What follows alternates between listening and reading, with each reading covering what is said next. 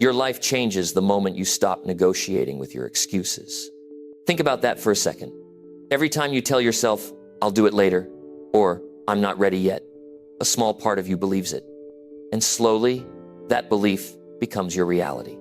You start convincing yourself that the right time will come, but it never really does. The truth is, nobody ever feels fully ready. The difference between people who grow and people who stay stuck is simple. One group acts, the other waits. You already know what needs to be done. Deep down, you know the habits you need to fix, the steps you need to take, and the changes you keep avoiding. But your mind keeps pulling you toward comfort, the easy path, the safe path, the familiar one. The problem is, comfort doesn't create growth. It only keeps you repeating the same days, wishing for change but never building it.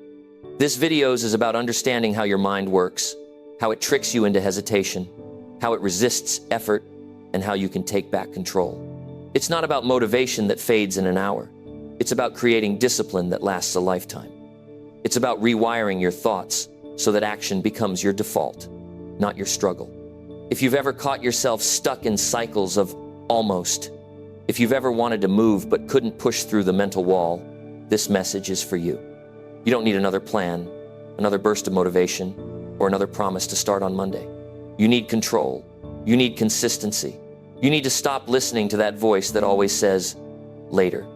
Because your goals don't care about your feelings. Your dreams don't wait for motivation. And your potential won't grow until you do. This is where it starts, not with hype, not with luck, but with you, taking back the power to move forward no matter how you feel. When you master that, you'll stop hoping for change and start building it. One action at a time. Number 1, confront your comfort zone before it quietly destroys you. Most people never realize how much their comfort zone is costing them. It doesn't take your money. It takes something far more valuable, your time, your confidence, your potential. Comfort is that soft place where nothing changes and nothing grows. You feel safe, but you're shrinking. You feel calm, but your dreams are fading. Every time you say, "I'll do it tomorrow," the comfort zone gets stronger and your willpower gets weaker. The truth is, if you don't confront it, it will quietly destroy you. Comfort is silent. It doesn't argue. It doesn't shout. It whispers things like, "You've worked enough today," or "You deserve a break," and you start believing it. That voice becomes your new logic, your new standard, your new normal. The danger is not in resting for a day. The danger is in teaching your mind that easy is okay. Once your mind accepts easy, it will fight against effort. It will fight against discipline. It will fight against growth. Human beings are built to grow through challenge. Every muscle, every skill, every ounce of character comes from doing something that wasn't easy. When you choose comfort over progress, you're choosing to stay the same. And staying the same when you have more inside you, that's one of the greatest pains in life. People don't regret what they tried and failed at. They regret what they never tried because it felt uncomfortable. The comfort zone is not evil, but it's dangerous because it lies. It tells you that comfort means peace, when in truth it means delay. It tells you you're fine, when you know deep down you're stuck. And the longer you stay in that zone, the smaller your confidence becomes. The more days you go without stretching yourself, the less you believe you can. That's how comfort quietly destroys you. It steals your belief before it steals your dreams. The first step to confronting your comfort zone is awareness. You have to see where you've gone soft. Maybe it's in your habits. Maybe it's in your routine. Maybe it's in your mindset. Ask yourself, what have I been avoiding because it's uncomfortable? What goal have I been postponing because it might be hard? Write it down. Be honest with yourself. Growth starts with truth. You can't fix what you don't face. Once you've seen it, the next step is decision. You have to decide that staying comfortable is no longer acceptable. Decide that you're done being controlled by feelings. Motivation is temporary, but decision creates direction. The day you decide that enough is enough, that's the day your life starts to change. That's the day you begin to rebuild your self-respect. The comfort zone will fight back. It will remind you of how tired you are, how hard it is, how uncertain the results are. That's normal. That's your old self trying to survive. You have to push through that voice. You have to teach your body and your mind that you are in control now. Every time you push through discomfort, you're rewiring your mind. You're building a new pattern, one that says, I act even when I don't feel like it. That's the mindset of every successful person you've ever admired. Discomfort doesn't feel good, but it's not a punishment. It's a signal. It means you're in motion. It means you're growing. When you feel uncomfortable, it's not a reason to stop. It's proof that you're changing. You have to learn to connect discomfort with progress. The moment you start feeling that burn physically, mentally, emotionally, that's the moment you should smile, because that's the moment you know you're not standing still anymore. Most people wait until life forces them out of their comfort zone. They wait for a crisis, a breakup, a job loss, a wake-up call. But wise people force themselves to grow before life does it for them. They create pressure on purpose. They choose the challenge before the challenge chooses them. That's how you build real strength. You can't control everything in life, but you can control whether you're ready for it. You grow when you face small discomforts daily. Wake up a little earlier. Finish what you start. Have the tough conversation. Say no to things that waste your time. Choose the salad instead of the junk food. These small choices don't look heroic, but they build discipline. And discipline is what sets the winners apart from the rest. It's not about doing massive things once in a while. It's about doing small, difficult things every single day. When you confront your comfort zone, you start seeing the truth about yourself. You realize how often fear dressed up as logic. You realize how many excuses sounded reasonable but weren't real. You realize how capable you are when you stop negotiating with your limits. That's what builds self-trust. Every time you do something uncomfortable, you're sending yourself a message, I can count on me. That's where real confidence comes from. Not from praise or approval, but from keeping promises to yourself. There's a kind of energy that comes from taking control of your life again. The moment you act when you don't feel ready, you feel alive. The moment you finish what you started, you feel proud. The moment you face something you've avoided, you feel free. That's the reward of growth, not money, not applause, but power over yourself.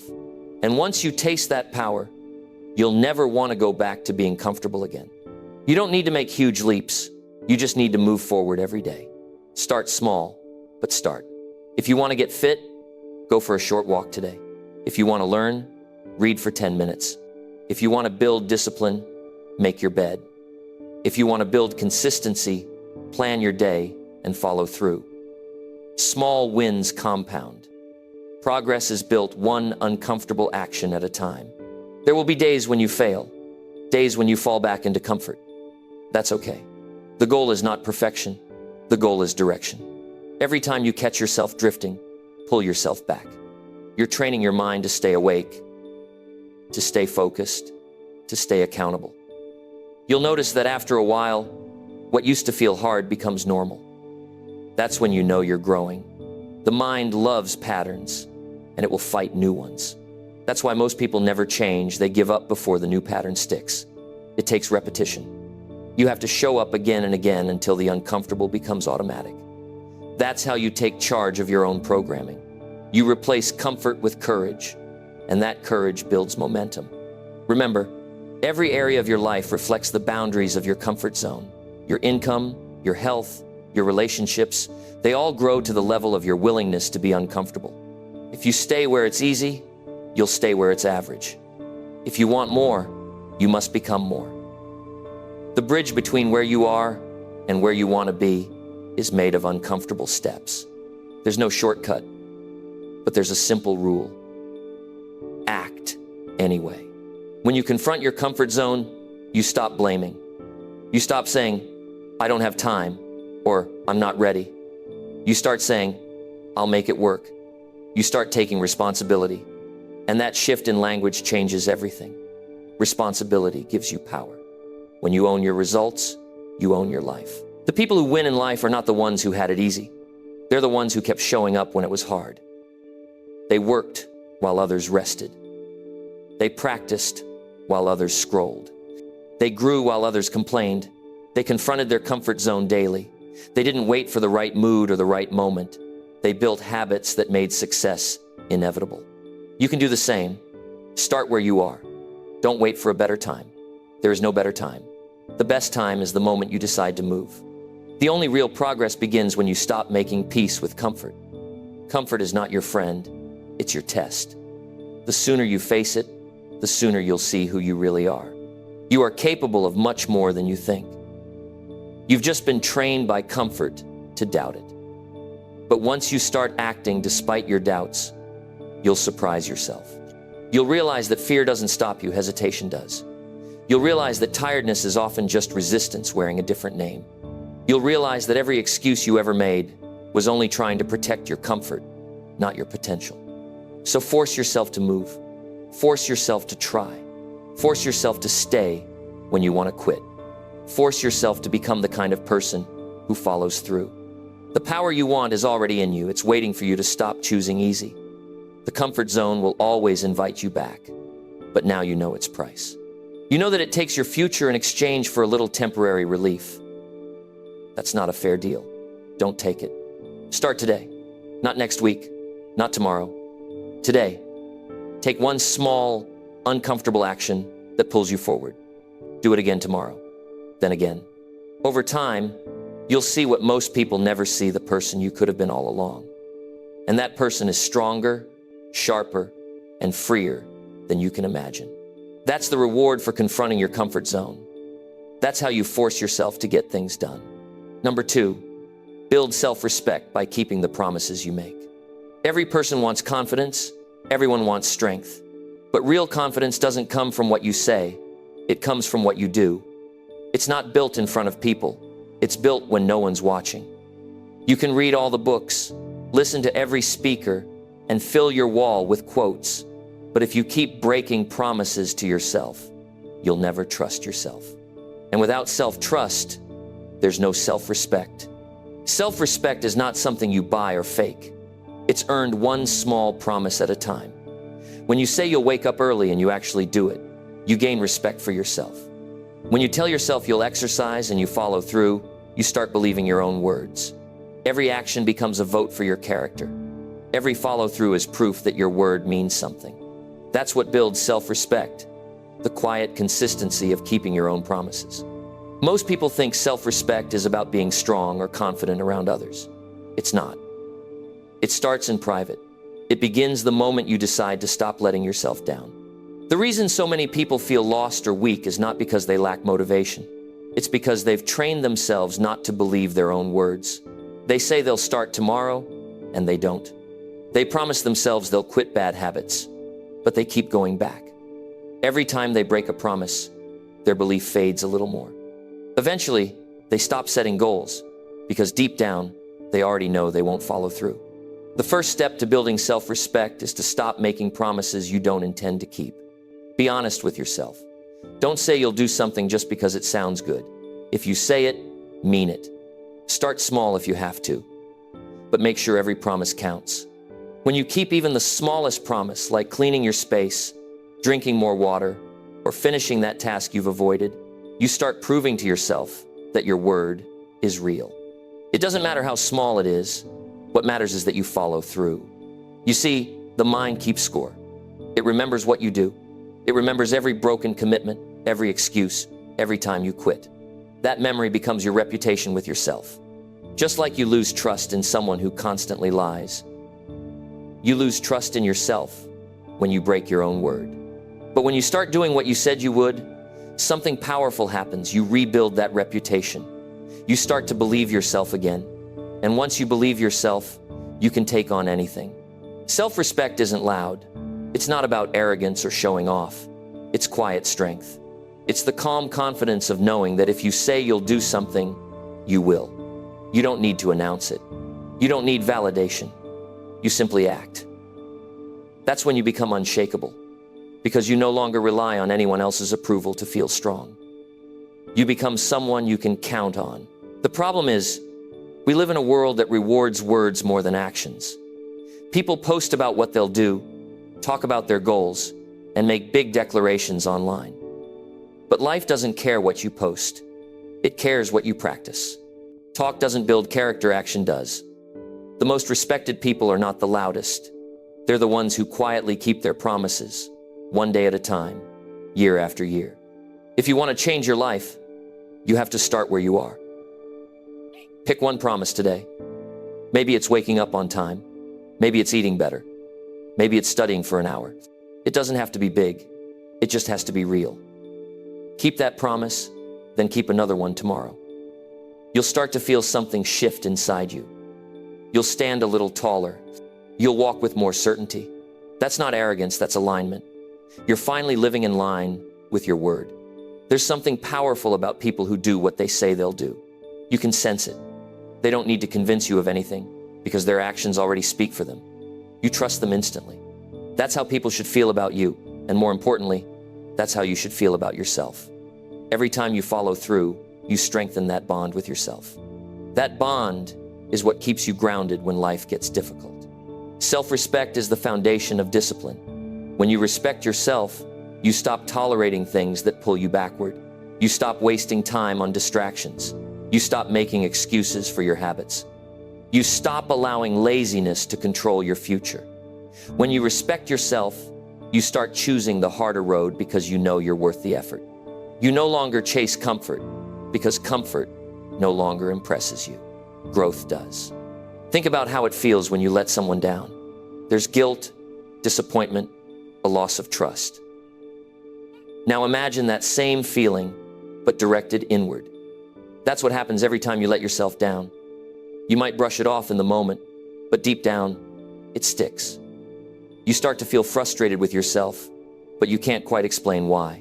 It's because your mind knows the truth. You've been breaking promises. And no one can live confidently while lying to themselves. The beautiful thing is, you can rebuild self-respect at any time. You don't need a perfect past. You don't need anyone's approval. You just need to start keeping your word. It's a decision you make right now. You can start rebuilding trust with yourself today by following through on one thing.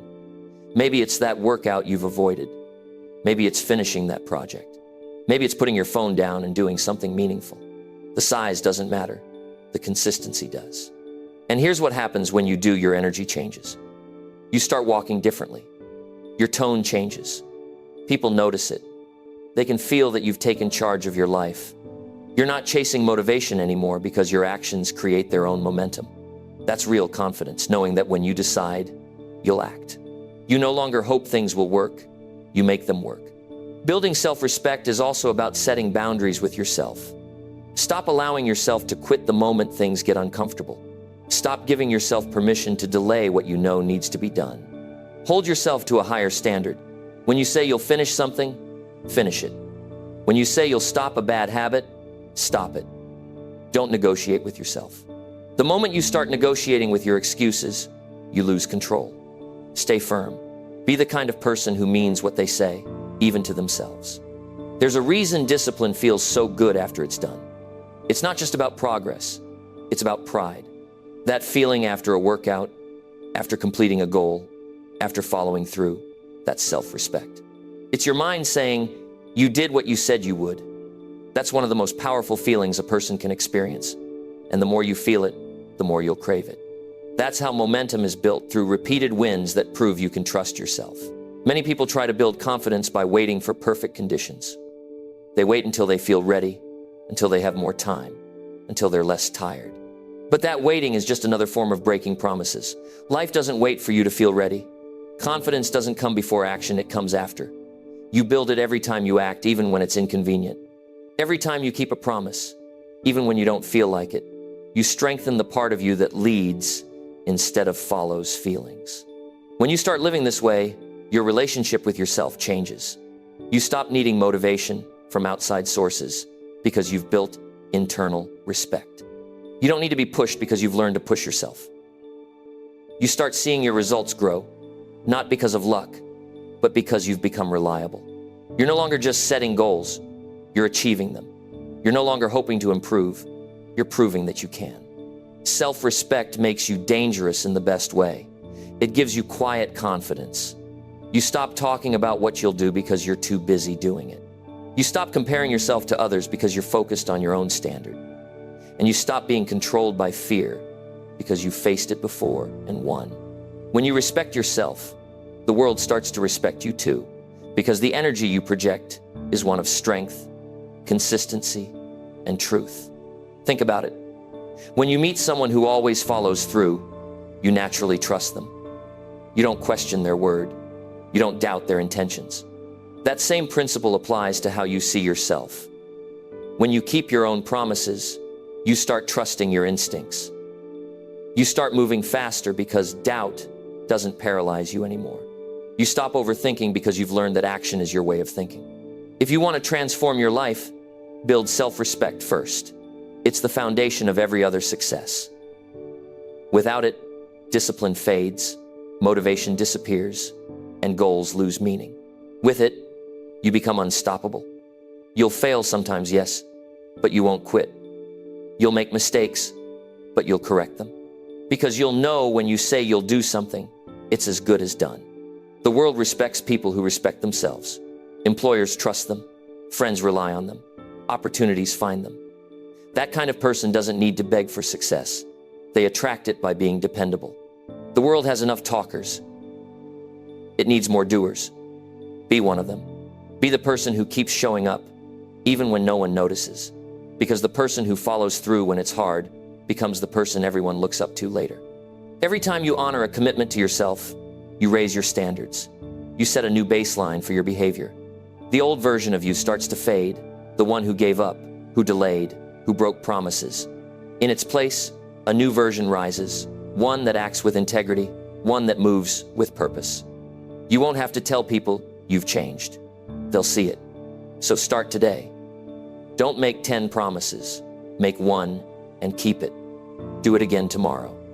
Keep stacking small wins until keeping your word becomes part of who you are.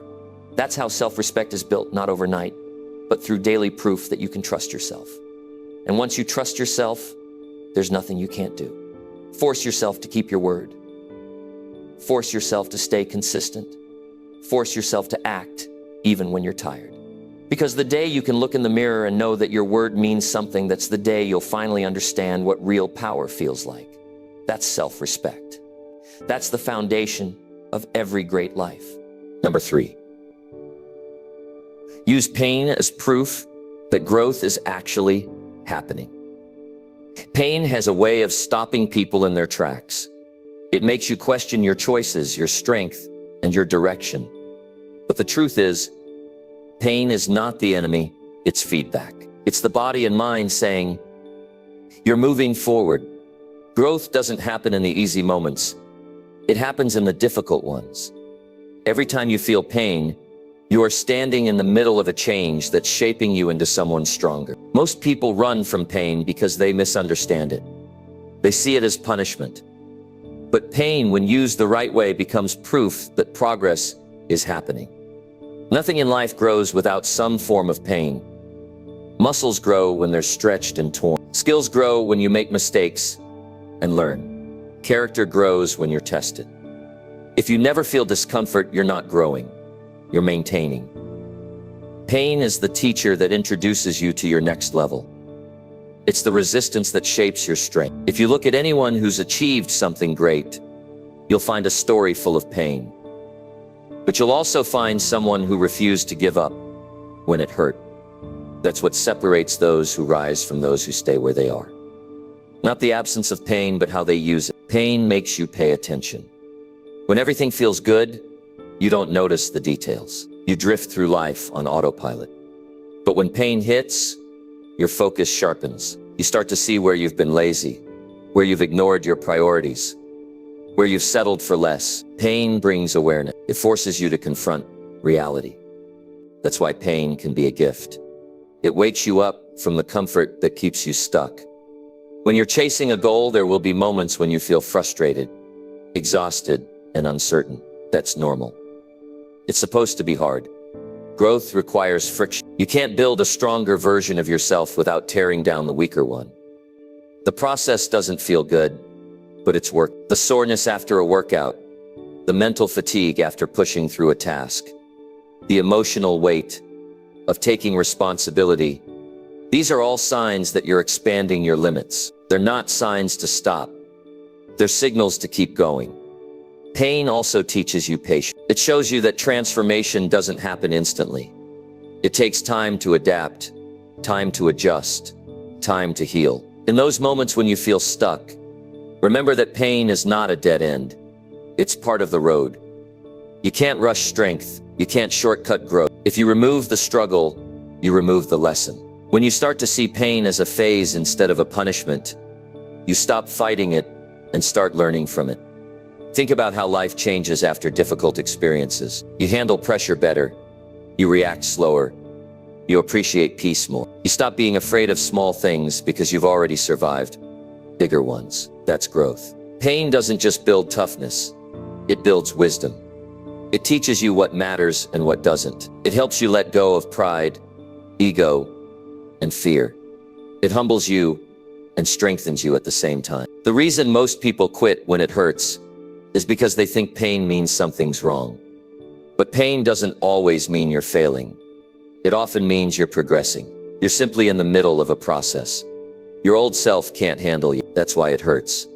Your limits are being stretched. It's like upgrading your system. The discomfort you feel is your body and mind learning to operate at a higher level. If you stop now, you freeze your progress right where it hurts the most, right before the breakthrough. You can't protect yourself from pain and still expect to grow. The people who avoid pain spend their lives avoiding opportunities. They play small because it's safe, but safe never leads to satisfaction. You might feel comfortable for a while, but eventually that comfort turns into regret. Pain, on the other hand, gives meaning to your effort. When you've endured something difficult and come out on the other side, the victory means more. You don't just get results, you earn them. And that sense of earning builds pride, confidence, and gratitude. There's a kind of strength that only comes from enduring pain willingly. When you choose to stay in the struggle instead of escaping it, you build self-control. You stop running from the hard parts of life. You develop the mental muscle to say, I can handle this. That belief changes everything. Once you learn that you can face discomfort and survive, you stop being controlled by fear. You stop waiting for perfect conditions. You stop doubting yourself every time things get tough. Because now you know, pain isn't the end. It's the evidence that you're still moving forward. Pain also clears out what doesn't belong. When you go through something hard, people reveal who they really are. Habits show their true cost. Weak beliefs fall apart. It's uncomfortable, but it's necessary. Pain strips away the unnecessary, so you can focus on what matters. You start to see what deserves your energy and what doesn't. You stop chasing meaningless things and start pursuing purpose. That's another gift of pain. Clarity. Sometimes pain comes from failure. You tried something and it didn't work. It hurts, but that pain isn't final. It's feedback. Failure teaches faster than success ever will. Every mistake carries information. What to change, what to improve, what to avoid. If you're willing to look at pain as information instead of insult, you'll grow faster than most people ever will. Pain becomes your coach. It points you in the right direction if you're willing to listen. Growth also comes from emotional pain. Heartbreak, disappointment, loss. These experiences break you open in ways nothing else can. They remind you that control is limited, but resilience is not. Pain teaches empathy. It helps you understand others more deeply. It strengthens your heart. It gives you a quiet strength that only those who've been hurt and healed can carry. You become more grounded, more patient, more real. That kind of growth can't be taught. It can only be earned through experience. It's easy to wish for a life without pain, but that's not real. A life without pain is a life without growth. You wouldn't know joy without sadness. You wouldn't know victory without struggle. The goal isn't to eliminate pain.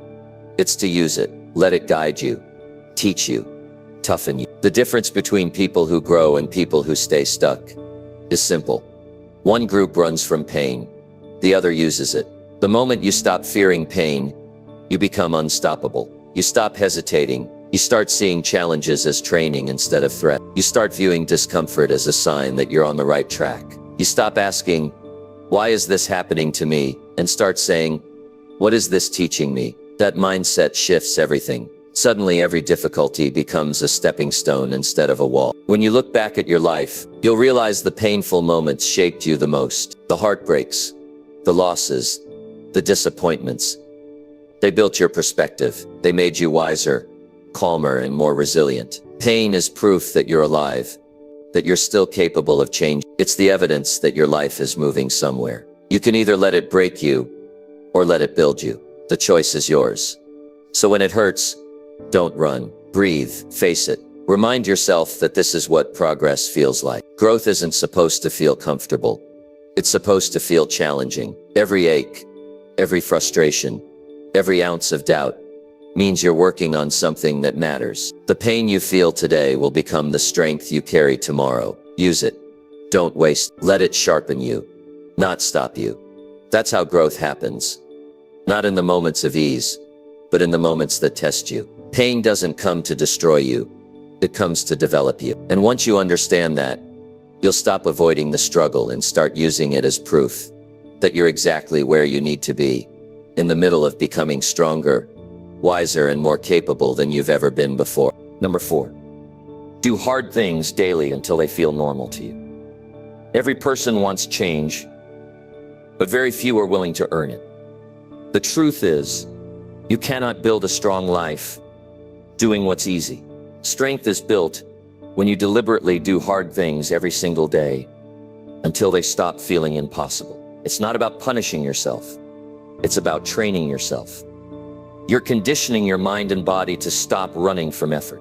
The more often you face what's hard, the less control it has over you. What once felt overwhelming starts to feel ordinary. And that's how real transformation happens.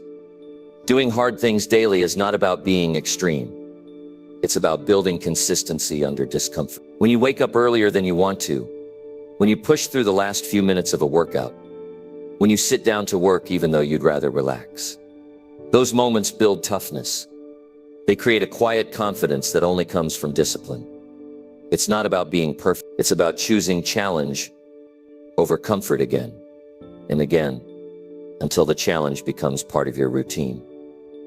Most people wait for motivation before they do hard things. They wait to feel ready, and because of that, they rarely move. Motivation comes after you start, not before. The first time you do something difficult, it feels impossible. The second time, it's still hard. But the third, fourth, and fifth time, your body and mind begin to adjust. What felt like a mountain turns into a small hill. That's the process of growth. Not dramatic change overnight, but steady effort until what was once hard becomes your new standard. The key is repetition. You can't do a hard thing once and expect lasting results. You have to keep showing up, especially when you don't feel like it. The mind resists what's unfamiliar, but it adapts to what you repeat. If you make a habit of doing difficult tasks daily, you're teaching yourself that struggle is normal, not something to fear. You stop seeing effort as pain and start seeing it as progress. That shift changes everything. You stop avoiding hard work, and you start craving it because you know it's the path to growth. The more you expose yourself to challenge, the calmer you become under pressure. It's not that life gets easier, it's that you become better equipped. The person who runs toward the difficult, instead of away from it, builds resilience that others can't understand. You become someone who doesn't panic when things get tough, because you've trained for it. That's why doing hard things daily isn't just about success. It's about self-mastery. You're proving to yourself day after day that you can handle more than you thought. Start small. You don't need to climb a mountain. Do something slightly harder than what feels comfortable. Wake up earlier than usual. Finish that task you've been delaying. Spend an hour learning something. Have the uncomfortable conversation you've been avoiding. Each small act of difficulty adds up. Over time, they rewire how you see yourself. You stop identifying as someone who avoids challenges and start identifying as someone who conquers them. That's how habits shift from effort to instinct. Every time you do something hard, you build mental armor. You start trusting your strength. You stop doubting your abilities because you have proof of what you've overcome. That's the thing about consistency. It builds evidence. You can't argue with your own track record. When you face tough days and still moved forward, your mind remembers. It uses that memory as fuel. The next time life tests you. That's why it's important to practice doing hard things because it builds a library of victories you can draw strength from. At first, hard things feel unnatural because they go against comfort.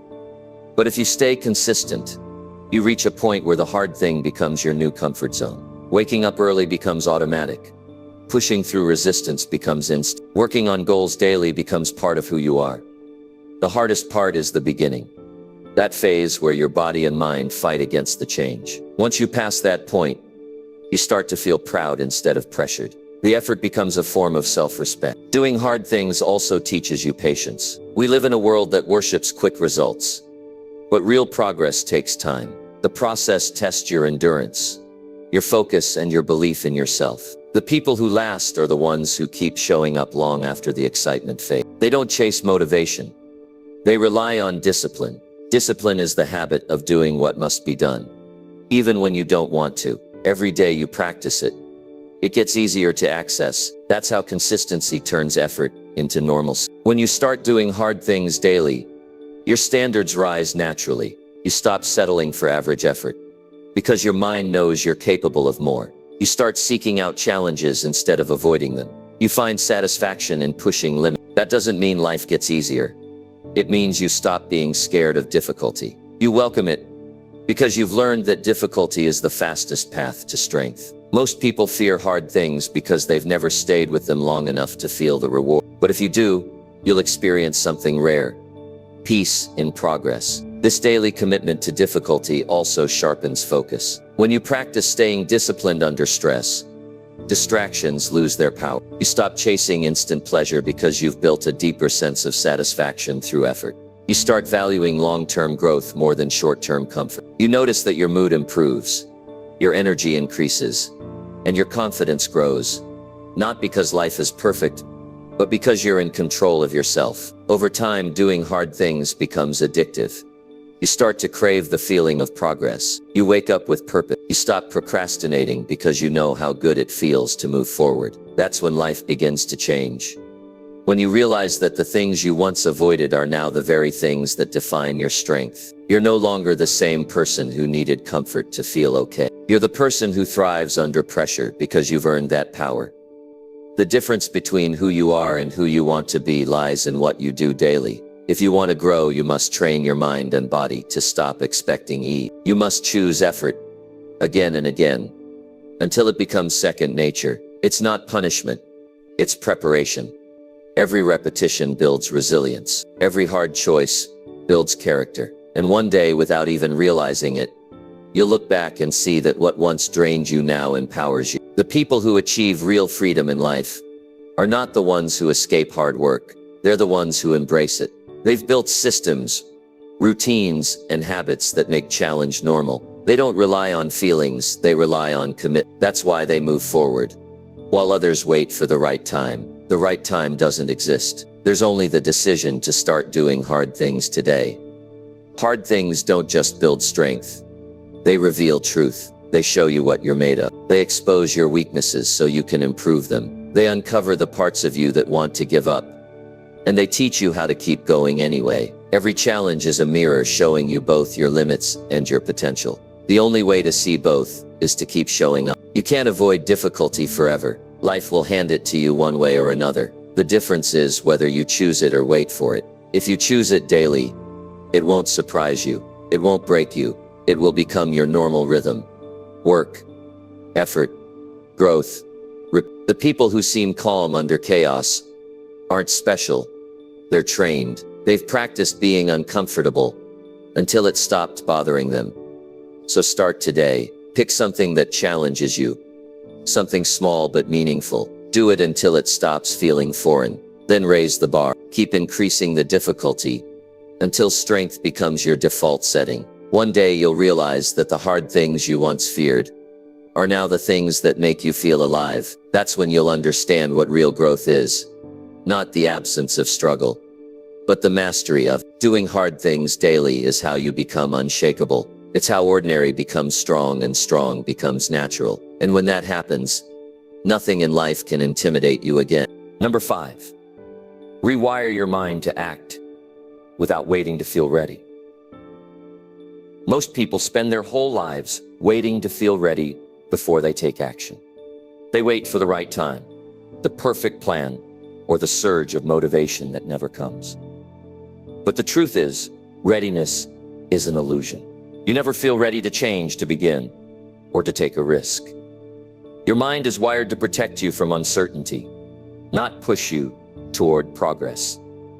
If you want to achieve anything meaningful, you must rewire your mind to act first and let the feeling catch up later. Every dream dies in the gap between intention and action.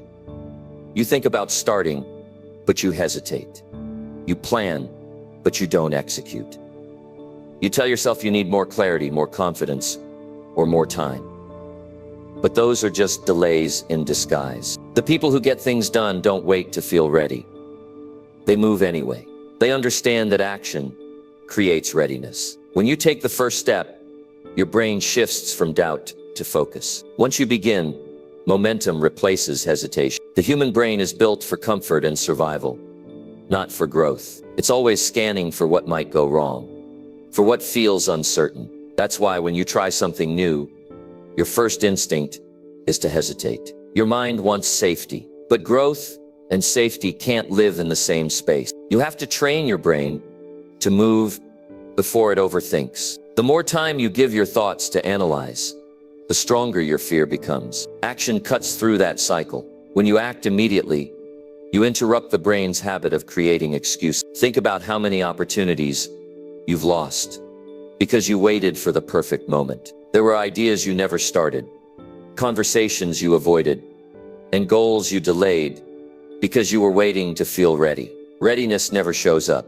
Confidence never arrives before the first step. You earn it through repetition, not preparation. The more you act, the more you train your mind to see discomfort as a signal to move, not freeze. That's the rewiring process, replacing hesitation with habit. Rewiring your mind starts with catching the hesitation early. Every time your brain says, "I'll do it later," you must do it now. The first 5 seconds of decision determine your outcome. If you let those seconds pass, your mind begins building reasons to wait. But if you act in those first few seconds, you teach your brain that you lead, not your feelings. Over time, this rewires your behavior.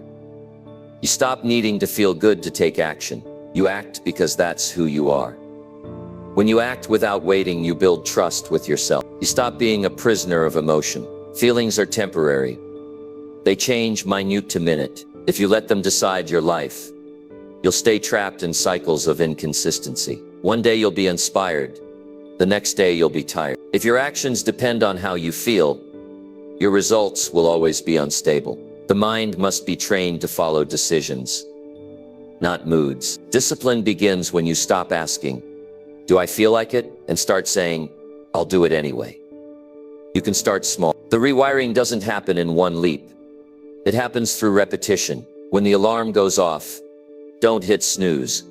Get up immediately. When you see a task on your list, start it before you think twice. When fear appears, take one small step toward it. Each time you act without waiting, you send a new signal to your brain.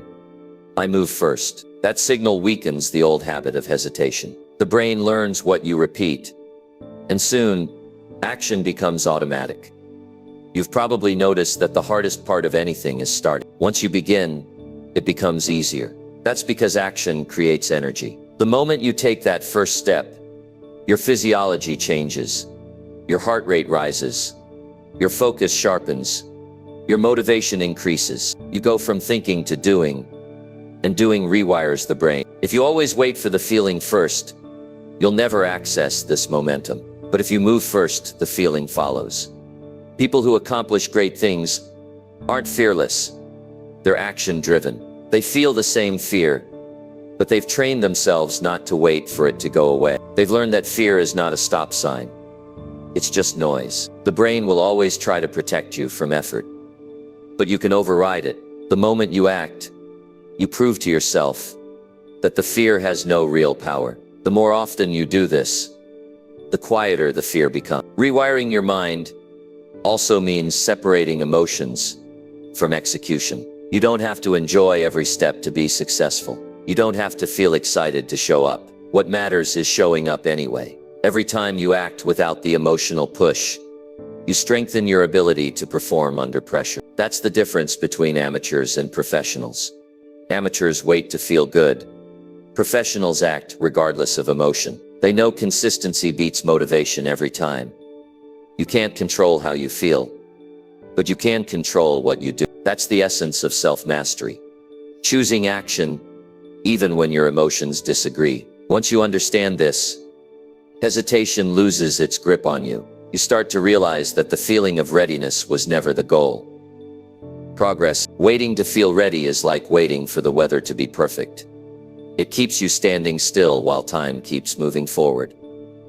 Every person you admire once felt unready. They started uncertain, unqualified, and what made them different wasn't luck or talent.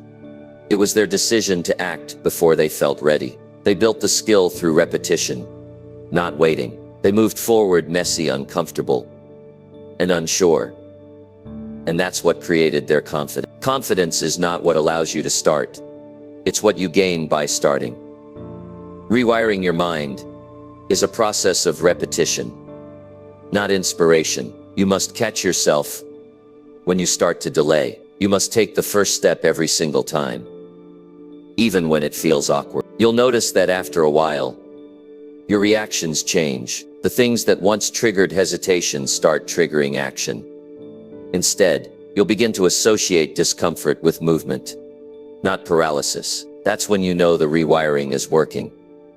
When hesitation feels unnatural, acting without waiting also builds momentum that fuels every other area of your life. When you stop delaying, your confidence grows. You start finishing what you start. You stop second-guessing your decision. You begin to trust your instincts because you've trained yourself to take responsibility immediately. That sense of control is what most people are missing. They think control means comfort, but it actually means ownership. You can't own your life if you keep postponing it. The more you train your mind to act first, the faster you grow. You stop wasting days thinking about what could happen and start experiencing what actually happens. You learn faster, you fail faster, you recover faster. That's how growth compounds. Not through waiting, but through doing. Every small act builds new wiring in your brain. You're not just changing habits, you're changing identity. You're no longer someone who hesitates. You're someone who moves. There will still be moments of doubt, moments when fear shows up louder than usual. That's okay. The goal is not to eliminate fear. It's to make action stronger than it. When that voice says you're not ready, you move anyway. You prove that voice wrong through behavior, not argument. Over time, that voice weakens, and a new one takes its place. A voice that says, I'll figure it out. That's the mindset that builds real confidence. Acting without waiting doesn't make life easier, but it makes you unstoppable. It gives you freedom from hesitation, from overthinking, from waiting for permission. Once you learn to move without needing the perfect feeling, you stop being limited by emotion. You stop being controlled by doubt. You finally understand that readiness is not something you find. It's something you create through movement. So stop waiting for confidence. Stop waiting for clarity. Stop waiting for the perfect plan. Take action now, even if it's small, because once you start, everything changes. Readiness is not the beginning of progress. It's the result of it. The mind learns from action. The sooner you act, the sooner your brain learns that you can. That's how you rewire it.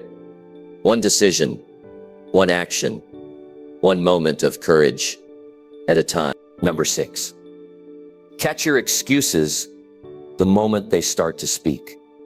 Excuses are subtle. They rarely shout. They whisper in ways that sound reasonable. They say things like, I'll do it later, I'm too tired, or it's not the right time. They disguise themselves as logic, but they are lies meant to protect comfort. If you want to change your life, you have to catch those excuses the moment they start to speak.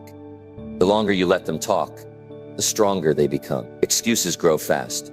The only way to stop them is to interrupt them at the source. Excuses come from a mind that's trying to avoid effort, failure, or discomfort. Your brain is wired to conserve energy and avoid pain. That's why it will always search for reasons not to act. The trick is to become aware of that pattern. You have to listen closely to your thoughts and spot the excuses before they take root. Awareness is your first defense. You can't fight what you can't see. The moment you hear your inner voice start to justify, delay, or doubt, stop it right there. Don't let it finish the sentence. Don't negotiate. Interrupt it and move. Most people lose the battle, not because they lack talent, but because they believe their excuses. They don't realize that every excuse, no matter how small, chips away at discipline. It teaches the mind that comfort is more important than commitment. The more you give in, the easier it becomes to quit next time. That's how people drift through life, not with one big failure, but with thousands of small excuses that sounded harmless. To live with strength, you must reverse that habit. You must make action automatic and excuses unacceptable. Excuses often sound kind. They tell you to rest when you should push. They tell you that you've done enough for today. They tell you you'll start fresh tomorrow. But they're trapped. They sound comforting because they appeal to emotion. Excuses speak in the language of relief, not progress. Every time you believe one, you feel good for a moment, but worse in the long run. That's because deep down, you know you could have done more. Catching excuses early protects your self-respect. You can't build confidence if you keep lying to yourself. To catch an excuse, you must slow down your thoughts. Pay attention to what you tell yourself when it's time to act. That's when the mind becomes creative. It will remind you of distractions, convince you something else is more urgent, or tell you it doesn't matter if you skip once. Recognize that voice. Label it. Call it what it is, an excuse. The moment you name it, it loses power. Once you see it clearly, you can choose differently. Most people never reach that point because they don't question their own thoughts. They treat every idea their mind produces as truth. But your mind is not always your ally. It's a tool that must be trained, not obeyed. When you start catching excuses, you'll notice how often they appear. They're everywhere. When you're tired, when you're busy, when you're afraid. That's okay. The goal isn't to eliminate them completely.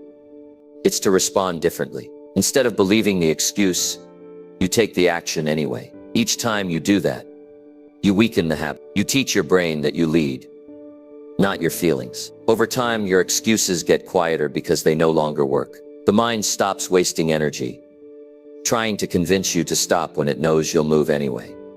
Excuses also thrive in lack of clarity. When you're unsure of what to do, the mind fills the space with reasons to wait. That's why planning matters. When you know your priorities for the day, you leave less room for negotiation. Excuses love uncertainty. The more specific your goals, the easier it is to detect when your mind tries to pull you off track. If your plan is to work out at 6 a.m. and that voice says, maybe later, you know it's lying.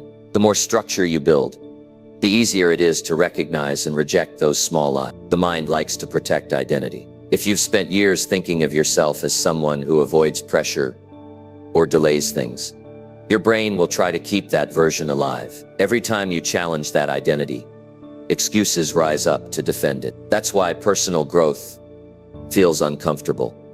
It's not just change, it's confrontation with the old self. Catching excuses means catching the part of you that doesn't want to evolve. It's the internal resistance that whispers, you can't handle this. But the truth is, you can't. You've just believed the wrong voice for too long. There's power in proving that voice wrong. Each time you act despite an excuse, you collect evidence that you're capable. The mind begins to adjust. It stops relying on avoidance as a solution. It starts to see effort as the new normal. That's how mental rewiring happens.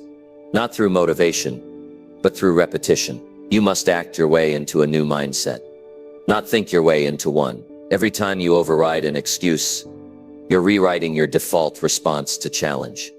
Excuses also hide behind logic. They sound reasonable, which makes them dangerous. You'll say you're too busy, but if you're honest, it's not time that's missing, it's discipline. You'll say you don't have the right tools, but what's really missing is action. The truth is, there's always a reason not to start. The successful ones simply stop listening to that list. They know that progress doesn't require perfect conditions. It only requires movement. When you catch yourself rationalizing delay, Remind yourself that reasoning is not the same as reality. Most excuses fall apart the moment you take the first step. You can practice catching excuses throughout your day. When you feel the urge to procrastinate, notice the story your mind tells. When you want to skip a commitment, ask yourself, is this true? Or is this comfort speaking? That simple question breaks the pattern. Awareness separates you from the excuse. Once you're aware, you can act from intention instead of impulse. The habit of self-awareness becomes your best defense against mental sabotage. You'll find that the most dangerous excuses are not the obvious ones. It's not "I can't" that stops most people. It's "I'll do it later." That one is quiet and convincing. It feels harmless because it doesn't say no. It just says "not now." But "not now" usually becomes never. That's why you have to move the moment that thought appears. Action breaks hesitation. You don't need to argue with the excuse. You just need to act faster than it can grow. Over time, this practice builds mental sharpness. You start to recognize the patterns instantly. You know what triggers your excuses: fatigue, boredom, fear, doubt. Once you identify them, you can plan ahead. You can create systems that make it easier to act and harder to avoid. The goal isn't to fight yourself every day. It's to design your environment so excuses have no space to live. Remove distractions, simplify your choices, and create accountability. Excuses thrive in isolation, but die in structure. Catching excuses also teaches humility. It forces you to be honest about where you hold yourself back. It's easy to blame circumstances, people, or time. But when you strip all that away, what remains is the truth. Most of what stops you lives inside your own head. That realization is not weakness, it's power. Because once you accept responsibility for your excuses, you gain control over them. You stop being a victim of your own thoughts and start being the author of your behavior. The greatest strength a person can develop is self-honesty. To look at an excuse as it forms and say, "That's not truth. That's fear." That's how leaders are built. That's how goals turn into results. When you become aware of that internal voice and stop obeying it, you break free from the patterns that hold most people captive. You stop living on delay. You start living on discipline. So the next time your mind says, "I'll do it later," act right then. When it says, "I don't feel like it," move anyway. When it says, "It's not the right time," remind yourself that the right time is now. Every time you do this, you silence the voice of limitation a little more. Eventually, excuses stop controlling you because you've trained yourself to catch them the moment they speak. And once you do that, nothing can keep you from getting things done. Number 7, create pressure on yourself before life does it for you. Pressure has a bad reputation. People talk about it as if it's something to escape, something that only brings stress and exhaustion. But the truth is, pressure is what builds strength, focus, and character. Without pressure, you grow soft. Without challenge, you drift. The people who perform at the highest level don't wait for pressure to come to them. They create it. They hold themselves to standards that keep them sharp. They push before life pushes them, because when life finally does apply pressure, they're ready. Waiting for life to force you into action is one of the biggest mistakes you can make. When you avoid responsibility, when you ignore growth, when you keep saying someday, life has a way of stepping in and waking you up the hard way. It might come as financial struggle, health problems, broken relationships, or lost opportunities. Life will always demand growth. The question is whether you choose to grow voluntarily or wait until pain makes you move. Creating pressure on yourself means you don't wait for a crisis to motivate you. You build urgency from within. Think about the people who perform at their best. They don't rely on deadlines to move. They don't wait for others to tell them what to do. They create systems that keep them accountable, even when no one's watching. They set higher standards for themselves than anyone else would. That's why they succeed. Not because they're special, but because they practice self-imposed pressure. They understand that discipline is freedom. When you take control of your pressure, you take control of your future. Pressure sharpens you. When you operate under challenge, you think faster, plan better, and act with more purpose. Comfort dulls the mind. It makes you slow and uncertain. But pressure brings clarity. It forces you to prioritize, to eliminate what doesn't matter, and to give your full energy to what does. If you've ever had a moment when you were running out of time or options, you've seen how capable you actually are under pressure. Imagine if you learned to access that drive every day without waiting for a crisis. That's what creating pressure on yourself really means. Using challenge as a tool for growth. Creating pressure starts with demanding more from yourself. Not because you hate where you are, but because you know there's more inside you. You don't need to compare yourself to anyone else. You compete with your own potential. Ask yourself, what am I capable of if I stop playing safe? That question alone can change how you live. When you hold yourself to higher standards, you create an internal expectation that pushes you to act. You stop coasting and start creating momentum. You can apply pressure in many ways, setting tighter deadlines, raising your goals, committing publicly, or challenging yourself to stay consistent, even when you don't want to. The goal isn't to create stress that breaks you, but to create structure that strengthens you. Most people avoid pressure because they confuse it with panic. Pressure isn't panic. Panic comes from chaos.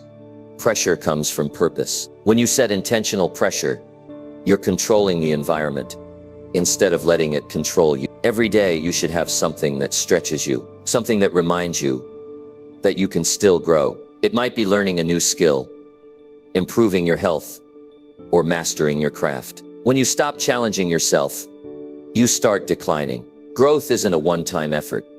It's a lifestyle. The moment you get comfortable, you start slipping backward. Creating daily pressure ensures you never lose that edge. It keeps you awake, engaged, and hungry. Pressure also builds resilience. The more you expose yourself to challenge, the less fear controls you. You start to trust your ability to adapt. Life won't always go as planned, but if you've practiced handling difficulty, you won't fall apart when it comes. You'll stay calm when others panic. You'll think clearly while others freeze. That's the power of creating pressure. It makes you stronger than circumstances. There's a difference between healthy pressure and destructive stress. Healthy pressure comes from goals that stretch you, but still align with your purpose. Destructive stress comes from chasing things that don't matter, or from trying to please everyone. The kind of pressure that builds you is intentional. You decide what to focus on, why it matters, and how you'll approach it. When the goal is meaningful, the pressure becomes fuel instead of fear. Look around at the most successful people in any field. Business, sports, art, or science. They all have one thing in common. They demand excellence from themselves long before anyone else expects it. They don't wait for competition to force improvement. They create competition inside their own minds. That's why they rise faster. They live with a sense of urgency, not because they're in danger, but because they understand time is limited. When you create pressure intentionally, you stop wasting days. You move with purpose because you know every choice counts. Creating pressure also destroys procrastination. Most people procrastinate because they feel like they have endless time. When you give yourself strict boundaries and clear targets, your focus increases. You stop drifting. You start seeing every hour as an opportunity to move forward. That awareness builds consistency, and consistency builds results. The best performers are not the most talented. They're the most consistent, and consistency is born from controlled pressure. Pressure forces honesty. It reveals whether you're serious or just pretending.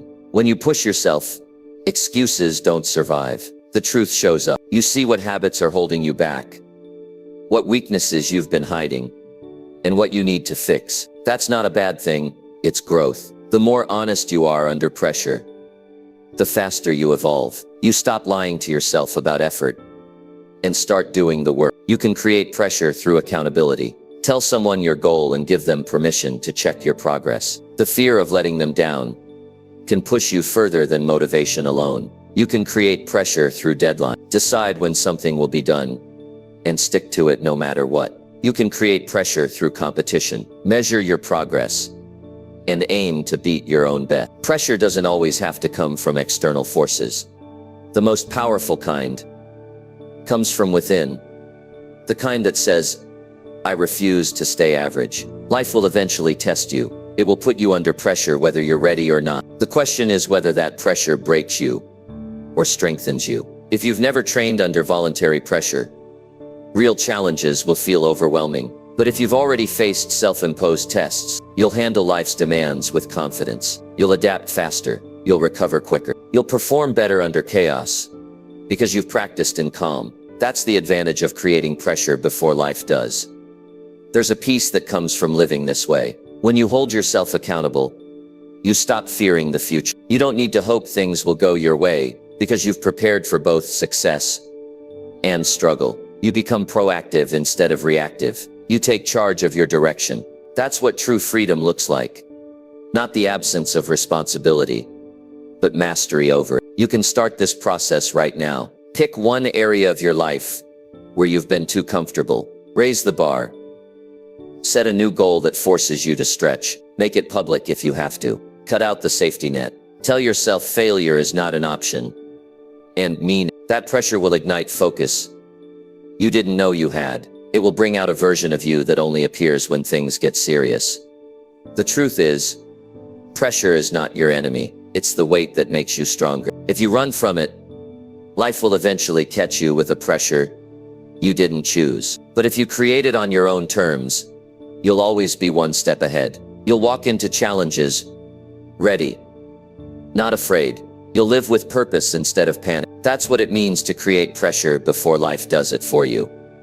It's choosing growth over comfort, action over waiting, and strength over regret. Number 8, earn confidence by showing up when it's inconvenient. Confidence is not a gift you're born with, and it's not something you can fake for long. Confidence is earned, and the price you pay for it is consistency when it's inconvenient. It's built in the moments when showing up feels like the hardest thing to do.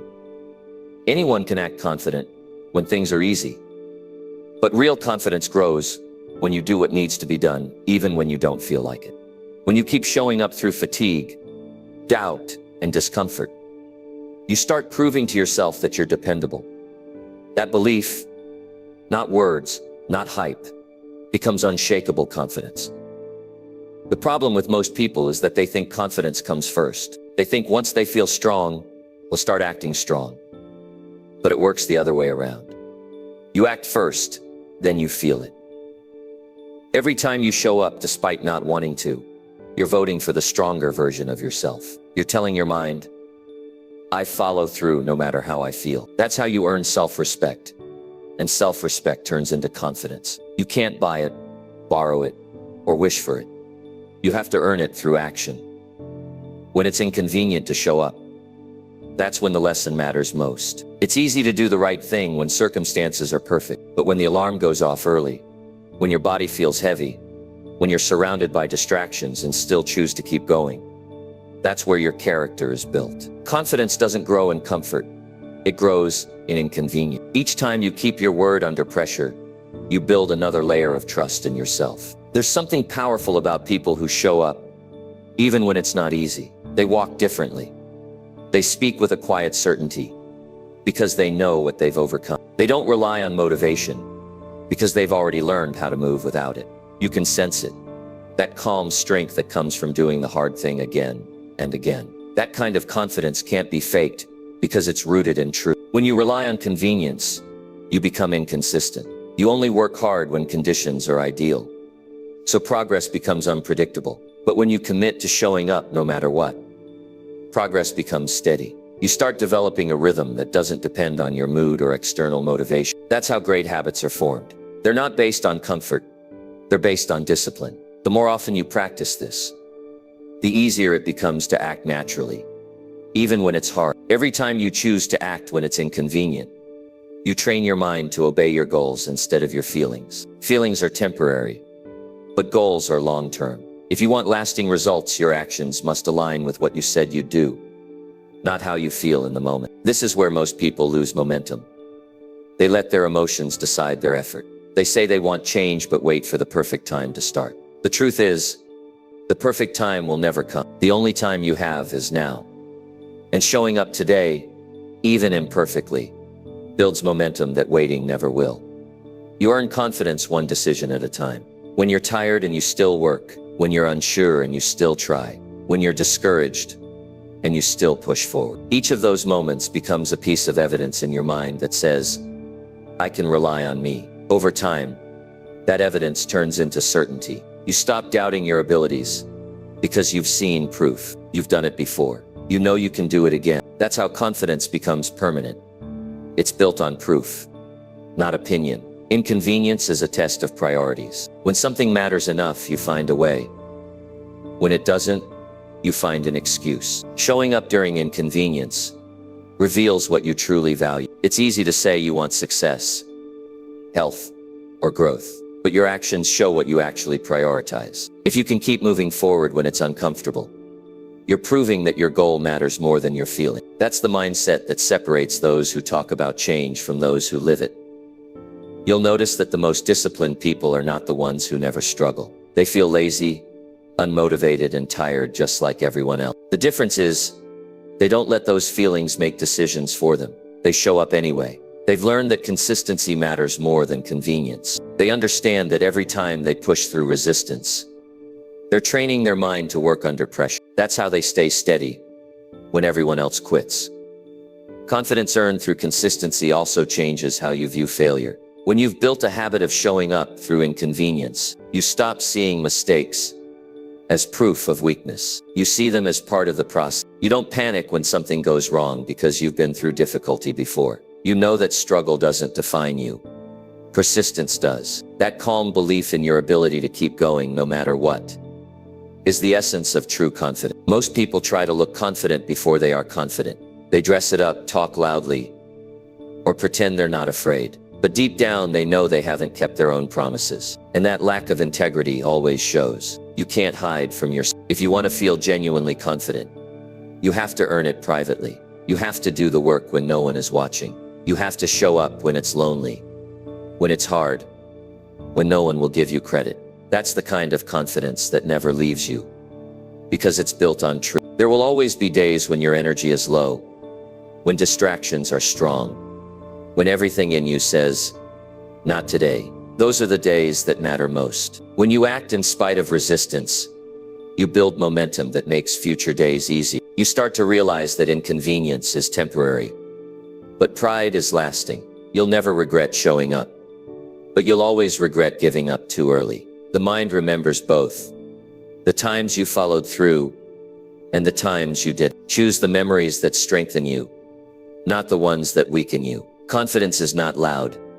It's quiet assurance. It's knowing you'll find a way no matter what happens. That belief is built on consistency, not luck. When you show up every day, even under pressure, you're building a record of discipline that no one can take from you. You start trusting your process more than your emotions. You stop chasing motivation because you've built momentum. You move differently because you know who you are. Someone who shows up, no matter how inconvenient it gets. You can start building that confidence right now. Look at your life and ask, where do I disappear when things get hard? Then decide that from this moment forward, you won't let inconvenience decide your effort. You'll show up when it rains, when you're tired, when you're busy. You'll show up because that's what strong people do. The more you do it, the more natural it becomes. What once felt like struggle becomes your new normal. What once felt impossible becomes automatic. That's how confidence grows. Not from a speech, not from a quote, but from repeated action in the face of discomfort. Every time you choose to show up when it's inconvenient, you're not just building habits. You're building identity. You're becoming the kind of person who can be trusted by others. And most importantly, by yourself. That's real power. That's earned confidence. And once you have it, you'll never need to fake it again. Number 9, train your focus to obey you, not your mood. Focus is the ability to keep your attention where it matters, no matter how you feel. It's one of the rarest and most powerful skills a person can develop. Most people let their focus follow their mood. When they feel good, they're productive. When they feel tired or distracted, their mind scatters. But the difference between average and exceptional is this. Successful people train their focus to obey them, not their emotions. They don't wait to feel inspired. They don't let moods dictate effort. They decide where their attention goes, and they keep it there until the job is done. The human mind is naturally restless. It's built to chase stimulation and avoid boredom. That's why it's easy to get distracted, to drift from one task to another, to lose hours scrolling through meaningless content. But when you train focus, you take back control of that energy. You start using your attention like a laser, directed, steady, and powerful. Focus is not just about concentration. It's about discipline. It's the decision to control your thoughts instead of letting them control you. When your focus depends on mood, your results will always be inconsistent. Some days you'll make progress. Other days you'll fall behind. You'll tell yourself you need motivation. But what you really need is control. Mood is temporary, but focus can be trained to be permanent. The goal is to make your attention follow your intention. That means you decide what matters for the day. And you teach your brain to stay locked in on that, even when you don't feel like it. Training focus begins with awareness. You have to notice how often your mind drifts. Most people aren't even aware of how distracted they are. They check their phone without realizing it, switch tasks without finishing one, or start something new before completing what's in front of them. The first step is to catch yourself.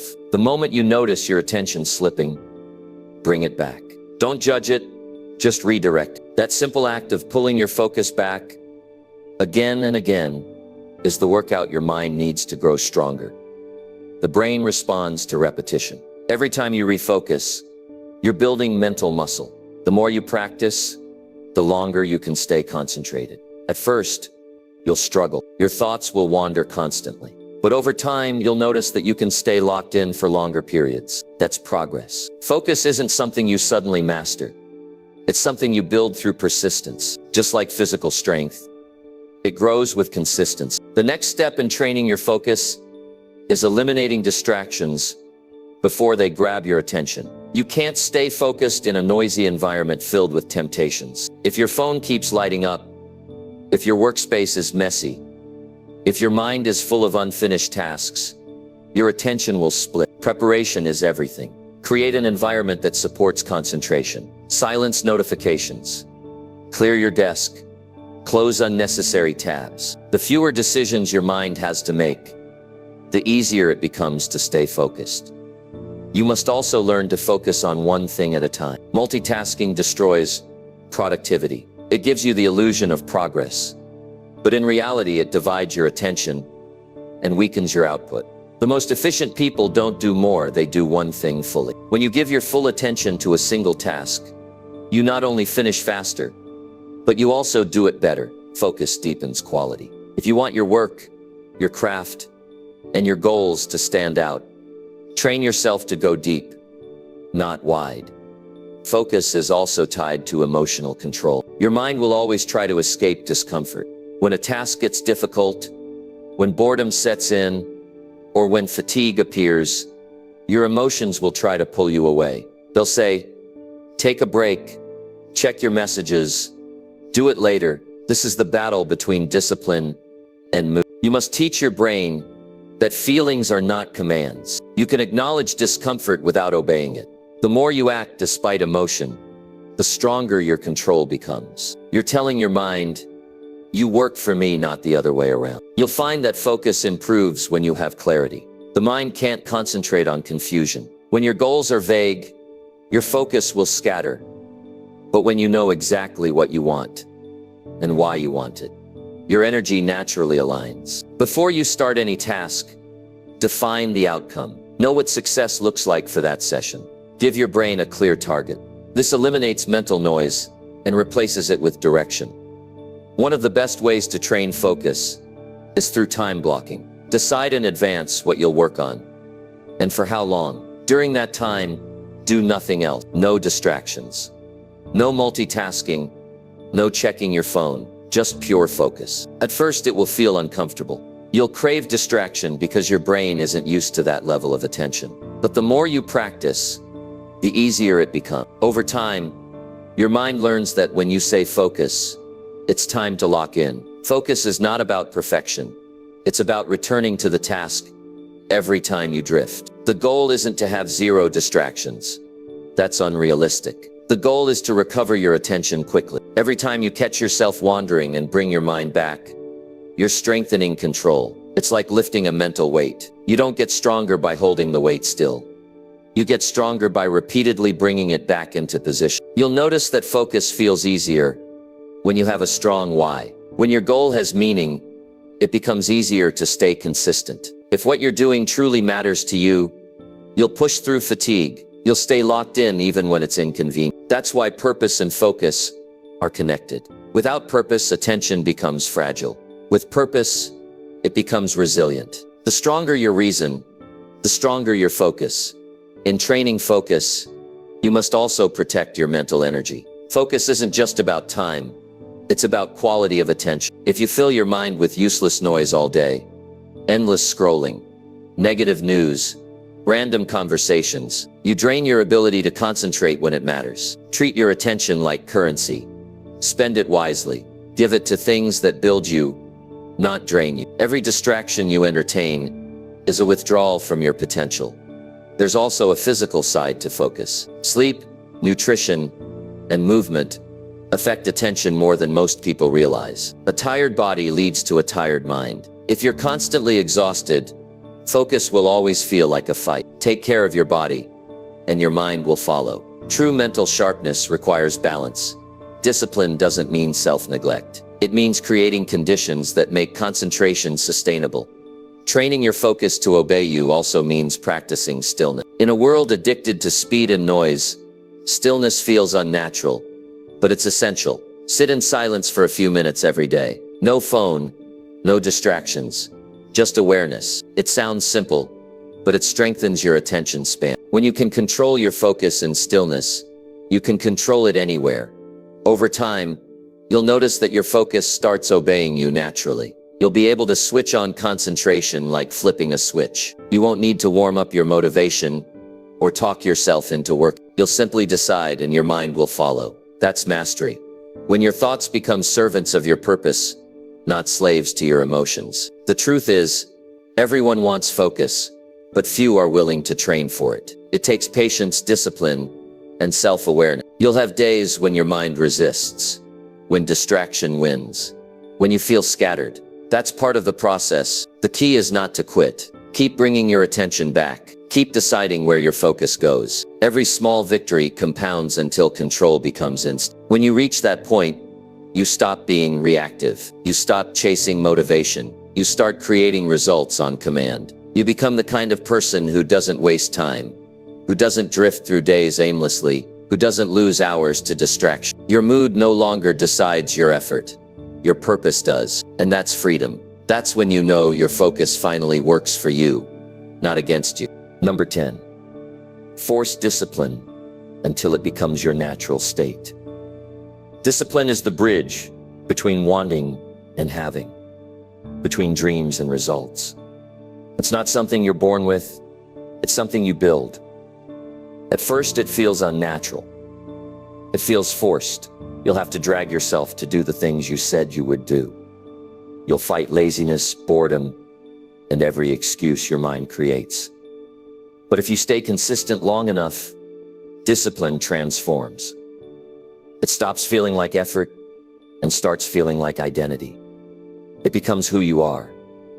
Not something you do occasionally, but something you live daily. That's the point of mastery. Forcing discipline until it becomes your natural state. Every person who has ever achieved something worthwhile began the same way, by forcing themselves. No one wakes up disciplined. It's a decision, a repetition, a choice that's made over and over until it rewires how you think. In the beginning, you'll hate it. Your body will resist. Your emotions will rebel. You'll look for shortcuts, hoping to find an easier way. But there isn't one. The only way to become disciplined is to act disciplined before you feel like it.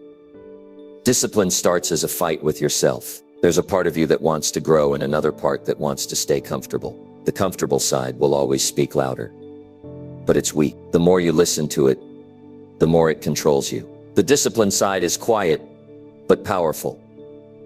You strengthen it every time you follow through. Each small act of consistency builds inner authority. You stop being at the mercy of moods and start being in command of your direction. That's what self-leadership looks like. Choosing progress over comfort, even when no one's watching. The early phase of building discipline is the hardest because you're breaking habits that have been wired for years. Your brain craves the familiar. When you start doing things differently, waking up early, sticking to a plan, pushing past fatigue, it resists, tells you to stop. That's not a sign you're failing. It's proof you're changing. Growth always feels like friction in the beginning. You have to push through that resistance long enough for the new pattern to take root. Once it does, what once felt forced will start to feel normal. Think of discipline like a muscle. If you've never used it, it's weak. You can't expect to lift heavy weights on the first day. You start small. You build strength through repetition. You show up, even on days you don't see progress. Then one day, something shifts.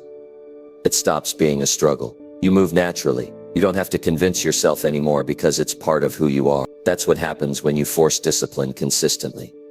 You train your mind and body to operate at a higher standard automatically. Discipline doesn't mean being harsh with yourself. It means being loyal to your future self. It's saying, I'll do what's right for me, long term, not what's easy right now. That shift in thinking changes everything. Most people chase comfort and call it happiness.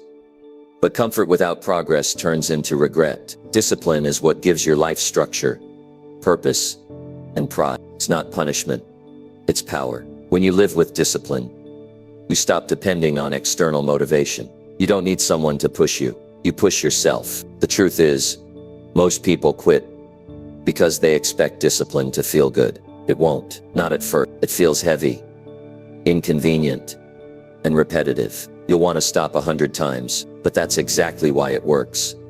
It trains you to keep moving even when emotions disagree. Discipline is not about enjoying the process. It's about trusting it.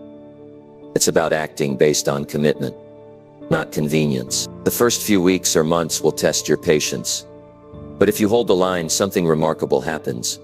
Your mind adapts. The things that used to drain you become automatic. The tasks that felt unbearable become part of your rhythm. That's when discipline shifts from being a chore to being your nature. When you force discipline long enough, you build reliability. You start trusting yourself again. You stop breaking promises to yourself because those promises are now your stand. That trust builds confidence, and confidence fuels consistency. It's a powerful cycle. You act, you grow, you believe, and you act even stronger next time. This is how people change their lives quietly. No big announcement, no waiting for the perfect time. Just small, consistent acts of discipline, repeated daily, until transformation is undeniable. There will always be moments when you want to give in, days when you're tired, discouraged, or overwhelmed. Those are the moments that matter most. Anyone can stay disciplined when everything is going well, but when you keep showing up through frustration, you're developing real mental strength. You're proving that you don't need perfect conditions to perform. That resilience is what separates people who achieve from those who only dream. Discipline is also about simplicity. You don't need 1,000 rules. You just need to do what you said you'd do. That's it. Keep the promises you make to yourself. If you said you'll work out, work out. If you said you'll study, study. The more you honor your word, the stronger your discipline becomes. When you stop negotiating with yourself, you eliminate wasted energy. You stop overthinking and start executing. The mind becomes clear, sharp, and efficient. That's the beauty of discipline.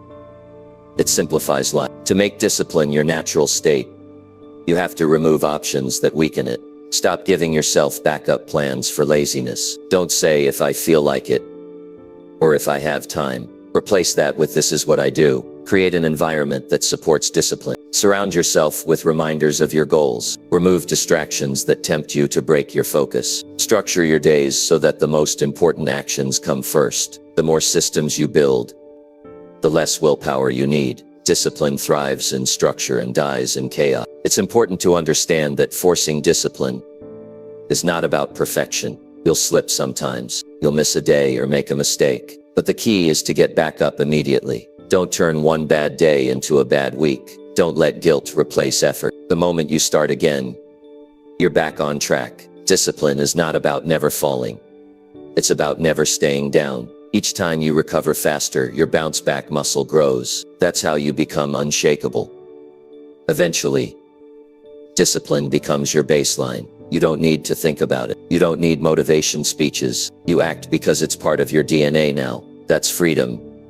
Not needing external control because you've mastered internal control. People will call it willpower, but it's not. It's habit. It's identity. It's the result of thousands of small decisions stacked over time. The difference between people who live with discipline and those who don't is simple. One group forces themselves until it sticks, and the other waits for it to feel easy. But waiting never works. Life doesn't reward those who wait. It rewards those who act. If you can endure the discomfort of forcing discipline long enough, you'll reach a point where doing the right thing feels natural and effortless. That's when life starts to flow. So don't wait for the feeling. Don't wait for the right moment. Start today. Build the habit of doing what you said you'd do. Not once, not occasionally, but every day. Push through resistance, ignore excuses, and stay consistent. Discipline isn't about perfection. It's about persistence. Keep forcing it until one day you no longer have to, because by then it won't be something you're trying to do. It'll be who you've become.